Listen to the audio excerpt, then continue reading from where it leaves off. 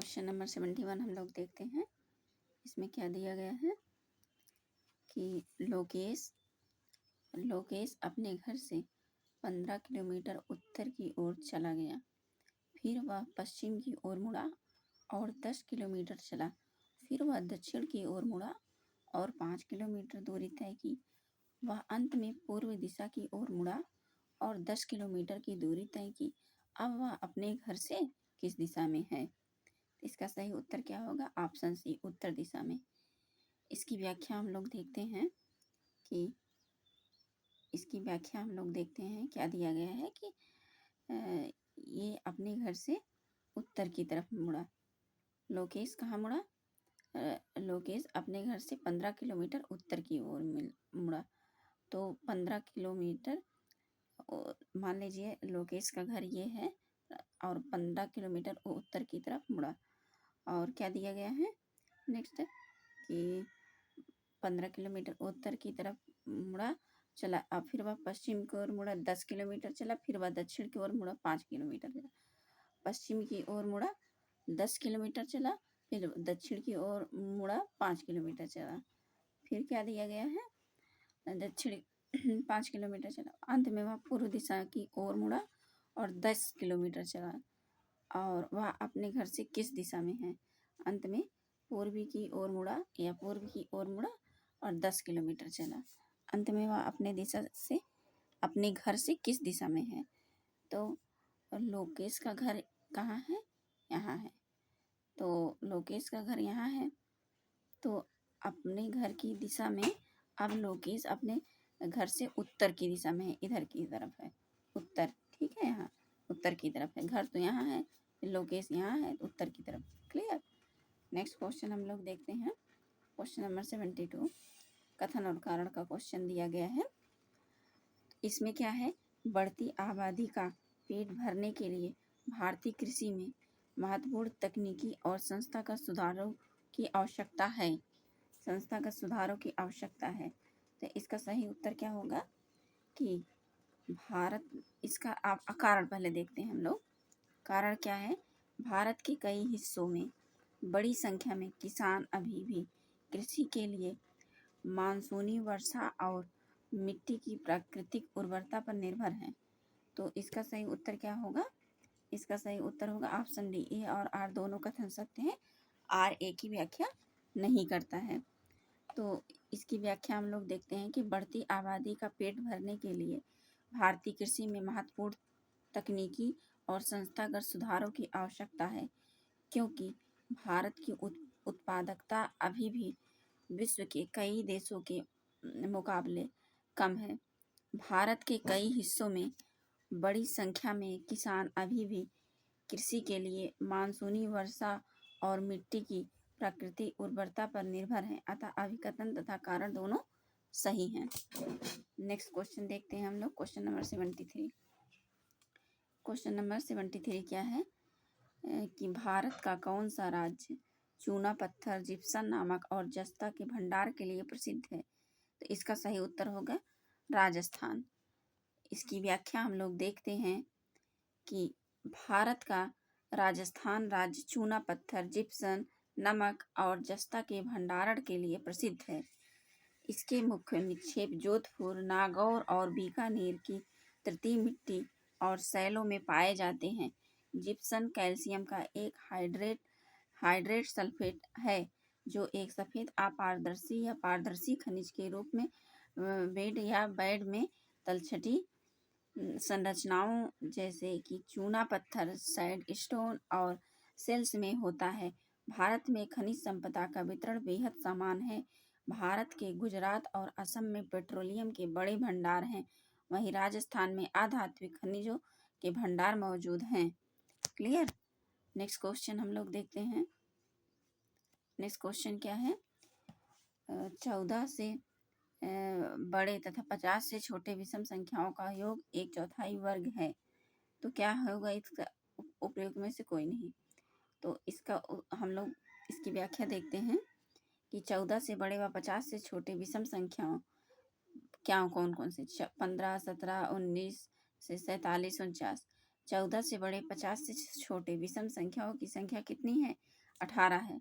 14 से बड़े व 50 से छोटे विषम संख्याओं का योग कितना हुआ? 18/2 और 15 + 49 = 9 × 64 तो इक्वल टू 576। तो योग का 1/4 से 576/4 = 144। क्लियर? 144 का स्क्वायर रूट क्या होगा? √142 = 12। क्लियर?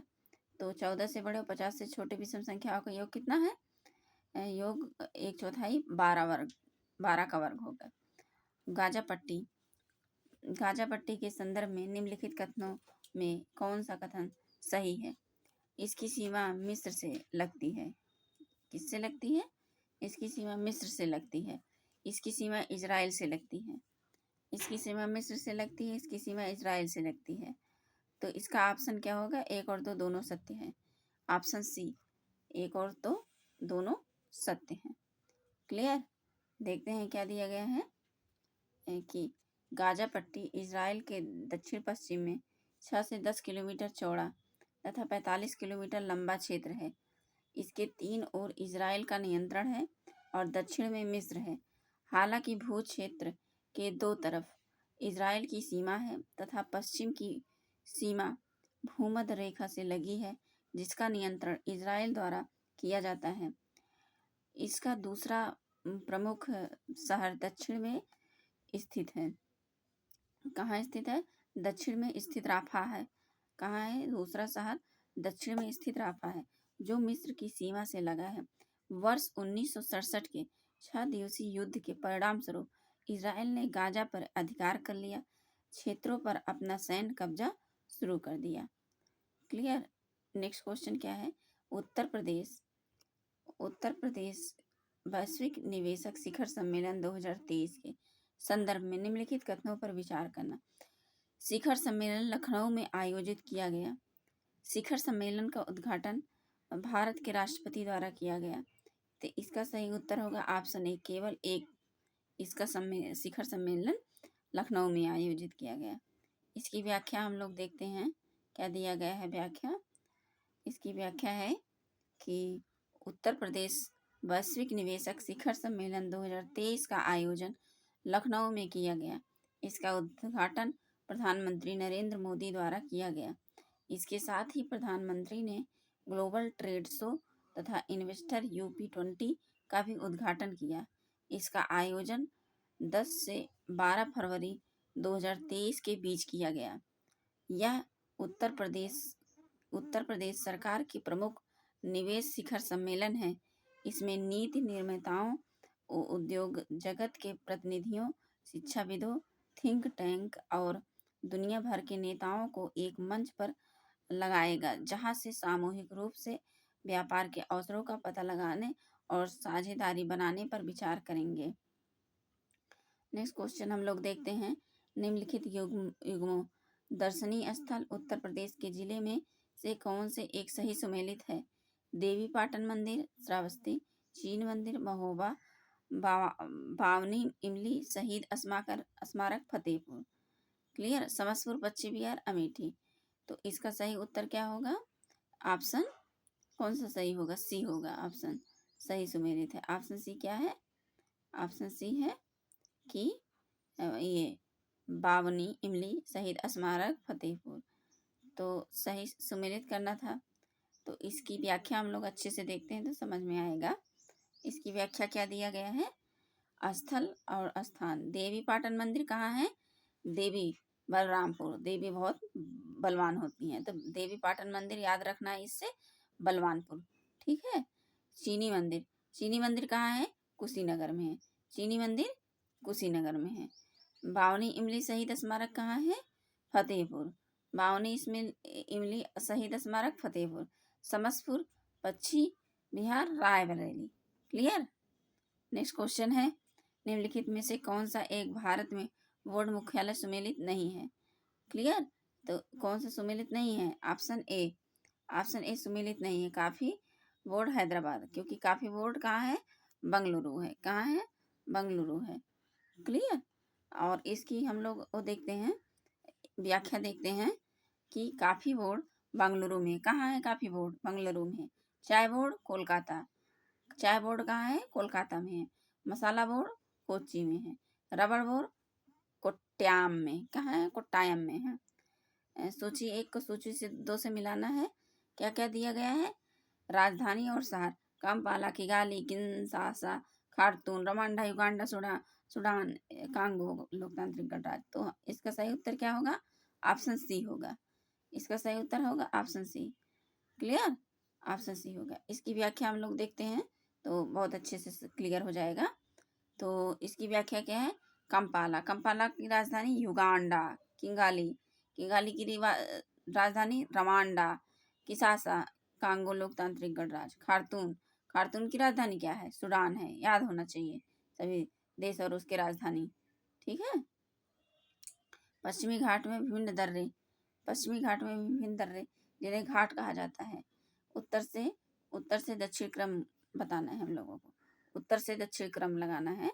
उत्तर से दक्षिण क्रम। क्लियर? उत्तर से दक्षिण क्रम। तो इसमें सही उत्तर बताना है। उत्तर से यहाँ दक्षिण क्रम। तो क्या है? उत्तर से दक्षिण क्रम। इसका सही उत्तर क्या होगा? Option B, Thalghat, Bhorghat, Palghat. तो इसकी व्याख्या हम लोग देखते हैं। इसकी व्याख्या क्या है कि पश्चिमी घाट के विभिन्न दर्रे जिन्हें घाट कहा जाता है, इनका उत्तर से दक्षिण सही क्रम है। थालघाट, भोरघाट, पालघाट। थालघाट महाराष्ट्र में उत्तरी सह्याद्री श्रेणी में स्थित है। इस दर्रे से मुंबई और क्या नागपुर कोलकाता, मुंबई नागपुर कोलकाता रेल मार्ग तथा सड़क मार्ग गुजरता है। भोरघाट क्या है? भोरघाट दर्रा उत्तरी सह्याद्री श्रेणी में स्थित है। कहाँ स्थित है? सह्याद्री श्रेणी में स्थित है, जो मुंबई, पुणे, बेलगांव, चेन्नई रेल मार्ग व सड़क मार्ग को जोड़ता है। पालघाट नीलगिरी व अन्नामलाई श्रेणियों के बीच केरल के स्थित इस दर्रे के कालीकट और चित्तूर, कोयम्बटूर, इंडोर के रेल व सड़क मार्ग गुजरते हैं। क्लियर है? नेक्स्ट क्वेश्चन हम लोग देखते हैं। Question number 81। तो इसमें स्वर्ण पदक विजेता और खेल दिया गया है। अन्नू रानी, पारुल चौधरी, तजिंदर पाल सिंह तूर, पलक गुड़िया, ये सब दिया गया। तो इसमें सही उत्तर क्या हो जाएगा? तो इसकी व्याख्या हम लोग देखेंगे तो बहुत अच्छे से क्लियर हो जाएगा ये क्या होगा। लेकिन ये क्वेश्चन पुराने हैं, करंट अफेयर्स के क्वेश्चन रिपीट नहीं होंगे। हाँ, इस पैटर्न पे क्वेश्चन हम लोगों को याद रखना है कि ऐसे पैटर्न पे क्वेश्चन पूछे जा रहे हैं। ठीक है, आगामी PCS या आरओ के जैसे एग्जामों में। तो स्वर्ण पदक विजेता खेल अन्नू रानी भाला फेंक। अन्नू रानी किससे संबंधित है? भाला फेंक। पारुल 5-4 मीटर दौड़ और तजिंदर पाल सिंह गोला फेंक। क्लियर? पलक गुड़िया 10 मीटर एयर पिस्टल। क्लियर? 25 लोगों के एक समूह में 12 लोग क्या करते हैं? फ्रेंच पढ़ते हैं। 15 लोग अंग्रेजी पढ़ते हैं, जबकि उनमें से 6 लोग इन दोनों को नहीं पढ़ते हैं। इनमें से कौन से लोग फ्रेंच तथा अंग्रेजी दोनों पढ़ते हैं? तो इसका सही उत्तर होगा ऑप्शन बी, 8। तो समूह में कुल संख्या कितनी है?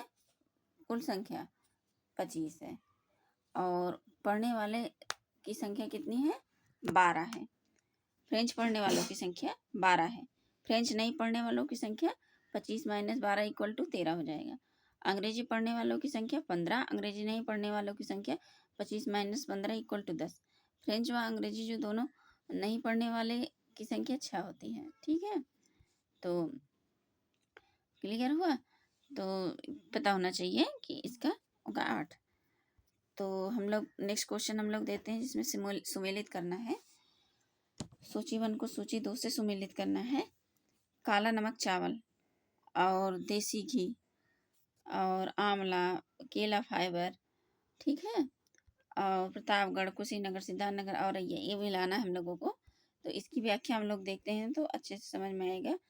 काला नमक चावल कहाँ का है? किस जिला का है? सिद्धार्थनगर। कहाँ का है? सिद्धार्थनगर।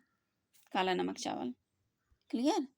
काला नमक चावल सिद्धार्थनगर। देसी घी औरैया, आंवला प्रतापगढ़, केला fibre Kushinagar. Clear? Next question देखते हैं हम लोग। तुलसीदास के संदर्भ में निम्नलिखित कथनों में से कौन सा कथन सही है? तुलसीदास का जन्म बांदा जनपद के राजापुर नामक गांव में हुआ था। उनकी पत्नी का नाम गीतावली था। तो इसका सही उत्तर क्या होगा? इसका सही उत्तर होगा ऑप्शन सी। तो इसकी व्याख्या हम लोग देखते हैं तो काफ़ी क्लियर हो जाएगा, अच्छे से समझ में आएगा। इसकी व्याख्या हम लोग देखते हैं क्या दिया गया है कि तुलसीदास का जन्म 1523 ईस्वी में बांदा जनपद, वर्तमान में चित्रकूट जनपद के राजापुर गांव में हुआ था। इनके पिता का नाम आत्मा राम शुक्ल दुबे एवं माता का नाम तुलसी था।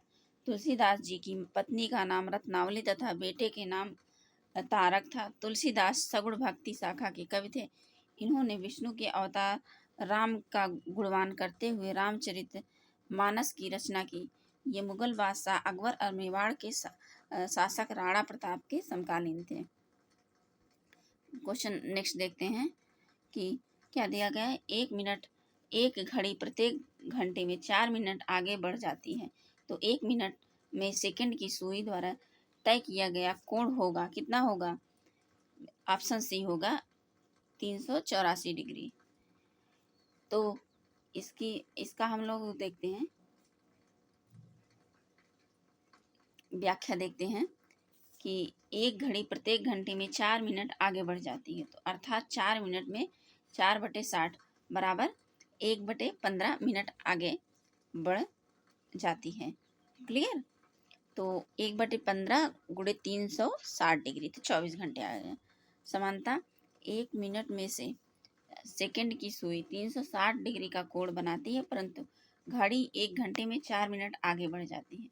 सेकंड की सुई 24 घंटे का कोण अधिक तय करना पड़ेगा। 1 मिनट में सेकंड की सुई द्वारा तय किया जाएगा कितना? 360 degree plus 24 degree equal to 384 degree. Clear? सूची 1 को सूची 2 से मिलाना है। अनुच्छेद 26, अनुच्छेद 40 और इसमें क्या है? धार्मिक अनुच्छेद 98। तो इसकी व्याख्या हम लोग आइए देख लेते हैं, तो फिर अच्छे से क्लियर हो जाएगा कि अनुच्छेद 26 धार्मिक कार्यों के प्रबंधन की स्वतंत्रता। 26 क्या है? धार्मिक कार्यों के प्रबंधन की स्वतंत्रता। 40 ग्राम पंचायतों का गठन। अनुच्छेद 98 संसद का सचिवालय। 98 याद होना चाहिए, क्या है? संसद का सचिवालय है। अनुच्छेद 98 संसद अनुच्छेद 98 क्या है? 98 संसद का सचिवालय है। अनुच्छेद 239 क्या है? संघ शासित क्षेत्रों का प्रशासन है। संघ शासित क्षेत्रों का प्रशासन है। क्या है नेक्स्ट क्वेश्चन? 87 भारत की 2011 की जनगणना के अनुसार भारत की नगरीय जनसंख्या का प्रतिशत कितना है? 31.2%। क्लियर? इसकी व्याख्या देखते हैं हम लोग। इसकी व्याख्या क्या है? जनगणना 2011 के अनुसार देश की कुल जनसंख्या में नगरीय जनसंख्या 31.2%, जबकि 68.8% जनसंख्या अभी भी गांव में निवास करती है।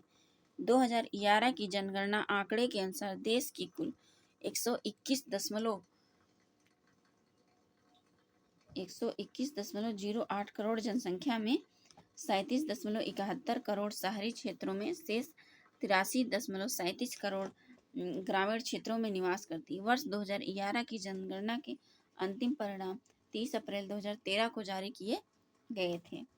तो सूची 1 को सूची 2 से मिलाना है। पर्वत और महाद्वीप। Indies, Altai, Alps, Appalachian, Europe, उत्तरी अमेरिका, एशिया, दक्षिणी अमेरिका। तो इसका सही उत्तर क्या हो जाएगा? इसका सही उत्तर हो जाएगा option C. Clear? Option C क्या हो जाएगा इसका सही उत्तर? Option C. Clear? Option C हो जाएगा इसका सही उत्तर। क्लियर? तो देखते हैं इंडीज कहाँ है? दक्षिण अमेरिका में। अल्ताई कहाँ है? एशिया में। अल्ताई पर्वत याद होना चाहिए, एशिया में है। आल्प्स यूरोप में है। अपलेशियन उत्तरी अमेरिका में है। क्लियर? नेक्स्ट क्वेश्चन देखते हैं कि एक निश्चित कोड में, ये रीजनिंग का क्वेश्चन है, तो इसका सही उत्तर हम लोग सॉल्व करना होगा। तो आप लोग सॉल्व करके देख लीजिएगा। इसका सही उत्तर ए हो जाएगा, ए। तो इसमें क्रॉसिंग जो है वो क्रॉस इसमें कोड लगा है। तो नेक्स्ट क्वेश्चन हम लोग देखते हैं। बंगाल ब्रिटिश इंडियन सोसाइटी की स्थापना 1883 ईस्वी में जॉर्ज थॉमसन के प्रयासों का परिणाम था। बंगाल ब्रिटिश इंडियन सोसाइटी की स्थापना 1843 ईस्वी में जॉर्ज थॉमसन के प्रयासों का क्या था, परिणाम था। क्लियर? जो जॉर्ज इंडियन सोसाइटी की स्थापना हुई थी। और जॉर्ज थॉमसन को द्वारकानाथ टैगोर इंग्लैंड से भारत राजनीतिक आंदोलन संगठित करने के लिए लाए थे। तो इसका सही उत्तर क्या हो जाएगा? सी, ऑप्शन सी क्या होगा? ए और आर दोनों सत्य है और ए की सही व्याख्या करता है। तो इसकी व्याख्या हम लोग देखेंगे तो अच्छे से समझ में आएगा। इसकी व्याख्या क्या है? इसकी व्याख्या है, हम लोग इसकी व्याख्या देखते हैं कि बंगाल ब्रिटिश इंडियन सोसाइटी की स्थापना 1843 में जॉर्ज थॉमसन, द्वारकानाथ टैगोर, चंद्रमोहन चटर्जी और परमानंद मैत्रा के संयुक्त प्रयासों का परिणाम था। इसकी स्थापना जॉर्ज थॉमसन की सलाह पर की गई थी। उन्हें द्वारकानाथ टैगोर द्वारा इंग्लैंड से भारत लाया गया। इसका मुख्य उद्देश्य बंगाल में उदार राजनीति की स्थापना करना था। अतः कथन और कारण दोनों सही है तथा कथन कारण की सही व्याख्या कर रहा है। ठीक है, क्लियर हुआ? तो इसमें 91 के नंबर क्या है कि जो इसमें मिलान करना है, चित्र में अज्ञात ये है, उसको अज्ञात संख्या को ज्ञात करना है। तो इसका सही उत्तर क्या होगा? इसका सही उत्तर होगा ऑप्शन सी। ठीक है, इसमें 31 होगा। तो ऐसे ही इसमें ट्रिक है कि 3 2 5 5 3 8 और 8 5 13 13 7 20 20 11 31। ठीक है, तो यहाँ पर क्रम अभाज्य संख्याओं का है। 92 क्वेश्चन देखते हैं। 92 क्वेश्चन क्या है? राष्ट्रीय पुस्तक मेला के संदर्भ में निम्नलिखित कथनों पर विचार कीजिए। यह 22 सितंबर से 2 अक्टूबर 2023 तक लखनऊ में आयोजित किया गया। क्लियर? इसका आयोजन भारत सरकार द्वारा किया गया था। तो इसका सही उत्तर होगा ऑप्शन ए। तो हम लोग देखते हैं क्या है इसकी व्याख्या कि राष्ट्रीय पुस्तक मेला का आयोजन 22 सितंबर से 2 अक्टूबर 2023 तक लखनऊ में किया गया था। इस पुस्तक मेला की थीम ज्ञान कुंभ था। इसका आयोजन केटी फाउंडर तथा फोर्स वन बुक्स द्वारा किया गया था। नेक्स्ट क्वेश्चन हम लोग देखते हैं, कथन और कारण का क्वेश्चन है कि नरगिसी मोहम्मद को 2023 के लिए नोबेल शांति पुरस्कार से सम्मानित किया गया और इसमें वह प्रेस की स्वतंत्रता के पक्ष में लड़ती हैं। तो इसका सही उत्तर क्या होगा? Option D. ए सही है लेकिन आर असत्य है। तो इसकी व्याख्या हम लोग देखते हैं क्या है कि नरगिसी मोहम्मद को 2023 के लिए नोबेल शांति पुरस्कार से सम्मानित किया गया। वह इस पुरस्कार उन्हें ईरान में महिलाओं के उत्पीड़न के खिलाफ उनकी लड़ाई और सभी के लिए मानवाधिकार और स्वतंत्रता को बढ़ावा देने के लिए किया गया। क्लियर? नेक्स्ट क्वेश्चन हम देखते हैं, उत्तर प्रदेश के संदर्भ में बताना है कौन सा कथन सत्य है। उत्तर प्रदेश के संदर्भ में, ठीक है, आयुर्वेद महोत्सव 2023, आयुर्वेद महोत्सव 2023 झांसी में क्या है? आयुर्वेद महोत्सव 2023, आयुर्वेद महोत्सव 2023 झांसी में आयोजित किया गया। ताज महोत्सव 2023 प्रदेश की राजधानी लखनऊ में आयोजित किया गया था। क्लियर? तो इसका सही उत्तर क्या होगा?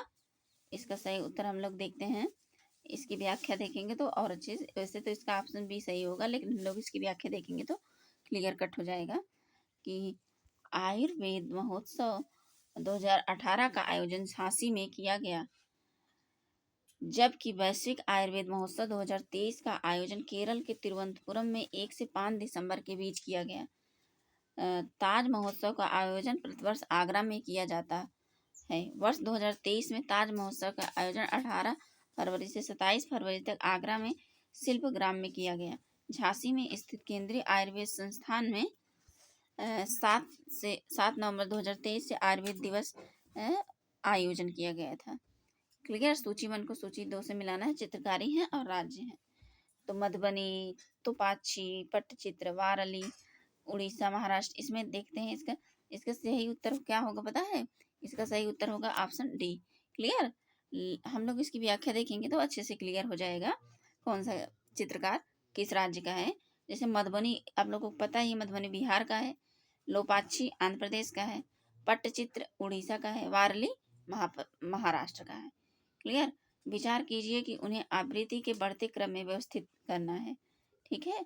एक्स-रे, दृश्य किरणें, आवृत्त किरणें, रेडियो तरंगे, तो ये सब हम बताना है। तो इसमें से सही उत्तर होगा ऑप्शन सी, 1 2 3 4। क्लियर। तो इसकी व्याख्या हम लोग देखते हैं क्या क्या है। इसकी व्याख्या देखते हैं। यक्स किरणें, ठीक है, आवृत्ति 10⁻18 और 10⁻16 हर्ट्ज। और दृश्य किरणें 10⁻14 एंड 10⁻12, ठीक है, हर्ट्ज। और रक्त किरणें इतना। तो इसका मतलब पहले एक्स किरणें होगा, फिर दृश्य किरणें, फिर अवरक्त किरणें, फिर रेडियो तरंगे। ठीक है। नेक्स्ट क्वेश्चन हम लोग देखते हैं। उत्तर प्रदेश संगीत नाट्य अकादमी के संदर्भ में हम लोगों को बताना है कौन सा कथन सही है। तो इसकी स्थापना 1965 में हुई और यह वाराणसी में स्थित है।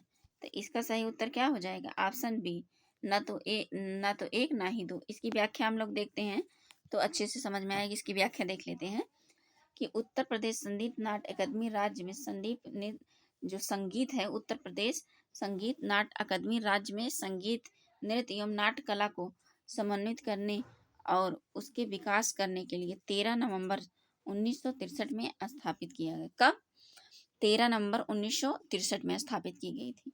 यह प्रदेश की राजधानी लखनऊ में स्थित है। कहाँ स्थित है? लखनऊ में। पहले इस संस्था का नाम क्या था? उत्तर प्रदेश नाट्य भारती था। 2 सितंबर 1969 को उत्तर प्रदेश संगीत नाट्य कला अकादमी रख दिया गया। संगीत नाट्य अकादमी, उत्तर प्रदेश संगीत नाट्य अकादमी। Okay, clear. 98 क्वेश्चन देखते हैं। निम्नलिखित कथनों पर हम लोगों को विचार करना है कौन सा सही है। चीनी उद्योग प्रारंभ में उत्तर प्रदेश में स्थित था।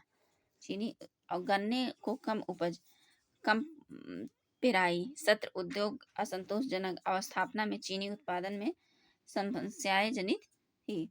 तो इसका सही उत्तर होगा ऑप्शन सी, ए और दो दोनों सत्य है। तो इसकी व्याख्या हम लोग देखते हैं क्या दिया गया है। चीनी उद्योग प्रारंभ से ही उत्तर प्रदेश में स्थित है। उत्तर प्रदेश देवरिया के प्रतापपुर में वर्ष 1903 में भारत की प्रथम चीनी मिल स्थापित की गई थी। उत्तर प्रदेश में वर्ष 1935 में गन्ना विकास विभाग स्थापित हुआ।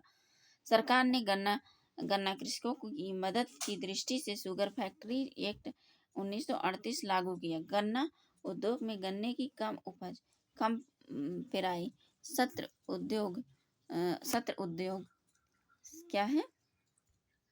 सत्र उद्योग। तो ये हम लोग देखते हैं कि क्या है। क्लियर। तो उत्तर प्रदेश जो है गन्ना के संदर्भ में हम लोग देख रहे थे कि सरकार ने गन्ना कृषकों की मदद की दृष्टि से शुगर फैक्ट्री 1938 लागू किया। गन्ना उद्योग में गन्ना उद्योग है, गन्ने की कम उपज, कम पेराई, सत्र उद्योगों की असंतोषजनक अवस्थापना आदि चीनी उत्पादन की समस्याएं हैं। ठीक है। मेगापोलिसिस शब्द का प्रयोग सर्वप्रथम किसने किया? इसका सही उत्तर क्या होगा? Gene Gottmann. क्लियर। इसकी व्याख्या क्या है? मेगापोलिसिस शब्द का प्रयोग सर्वप्रथम जीन गॉटमैन ने किया था। क्वेश्चन नंबर नेक्स्ट देखते हैं कि गुप्तकालीन प्रशासनिक विभाजन का सही अनुक्रम हम लोगों को बताना है। तो इसका सही उत्तर क्या होगा? ऑप्शन ए, भुक्ति क्या होगा? भुक्ति, विषय, विधि, ग्राम। भुक्ति, विषय और विधि, ग्राम। इसकी व्याख्या हम लोग देखते हैं क्या दिया गया है व्याख्या में कि इसकी व्याख्या हम लोग देखते हैं। गुप्तकालीन प्रशासनिक विभाजन का सही अनुक्रम इस प्रकार है। भुक्ति, पहले भुक्ति आएगा, फिर विषय, फिर विधि, फिर ग्राम। याद होना चाहिए, भुक्ति, विषय, तब विधि, तब ग्राम। गुप्तकालीन शासन व्यवस्था के अंतर्गत राजा प्रशासन का केंद्र बिंदु था। राजकुमारी, मंत्री और सलाहकार उसकी सहायता करते थे। प्रशासन की सुविधा के लिए गुप्त साम्राज्य प्रांतों में विभाजन किया गया था, जिसे क्या कहा जाता है? भुक्ति कहा जाता है। भुक्ति भुक्ति का विभाजन अनेक जिलों में हुआ था जिसे विषय कहा जाता है। इसका प्रधान विषयपति होता था। विधि तहसील स्तर का प्रशासनिक विभाजन तथा ग्राम सबसे छोटी इकाई तथा इसका प्रधान अधिकारी ग्रामीण होता था। क्लियर? ओके, क्लियर हुआ क्वेश्चंस?